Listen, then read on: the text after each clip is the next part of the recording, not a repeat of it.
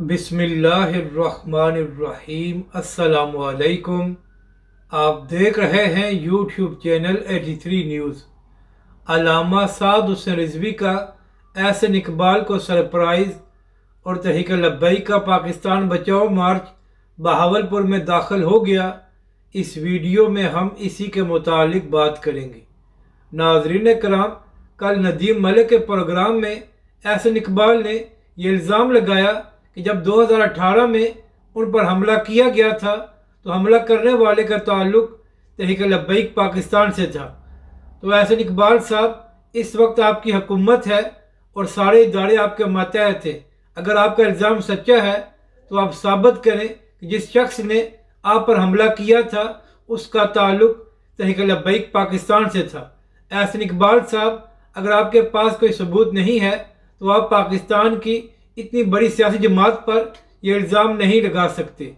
और नदीम मलिक साहब, आप एक सीनियर सहाफ़ी हैं। जब एहसन इकबाल साहब ने तहरीक लब्बैक पाकिस्तान पर इल्ज़ाम लगाया है तो आपका हक बनता था कि सारे मामले पर आप तहरीक लब्बैक पाकिस्तान का भी मौक़िफ़ सुनते। अब बात करते हैं कि तहरीक लब्बैक का पाकिस्तान बचाओ मार्च जारी है।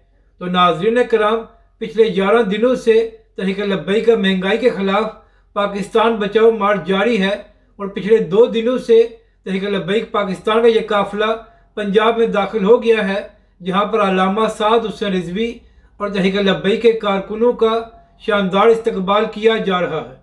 तो नाज़रीन कराम, अब से थोड़ी देर पहले ये खबरें सामने आ रही थी कि तहरीक लब्बैक के लॉन्ग मार्च को बहावलपुर में दाखिल नहीं होने दिया जा रहा।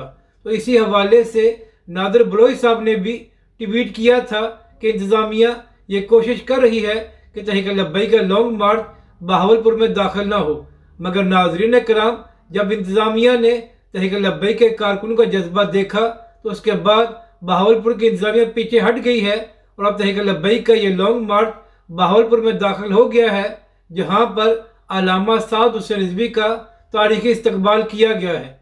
तो नाज़रीन कराम, जिस तरह अल्लामा साद हुसैन रिजवी का बहावलपुर में इस्तकबाल किया गया है, तो इससे अल्लामा साद हुसैन रिजवी ने एहसन इकबाल को जवाब दिया है कि तुम जो चाहे इल्ज़ाम लगो, पाकिस्तान की अवाम जानती है कि तहरीक लब्बैक पाकिस्तान पाकिस्तानी अवाम की खातिर मैदान में आई हुई है। यही वजह है कि पिछले 11 दिनों से जहाँ से भी तहरीक लब्बैक पाकिस्तान का ये काफ़िला गुजर रहा है तो पाकिस्तान की अवाम अल्लामा साद हुसैन रिजवी और तहरीक लब्बैक के कारकुनों को वेलकम कर रही है। एहसन इकबाल साहब, आपकी हुकूमत है। आप तहरीक लब्बैक पर झूठे इल्ज़ाम लगाने के बजाय पाकिस्तानी अवाम को रिलीफ दें।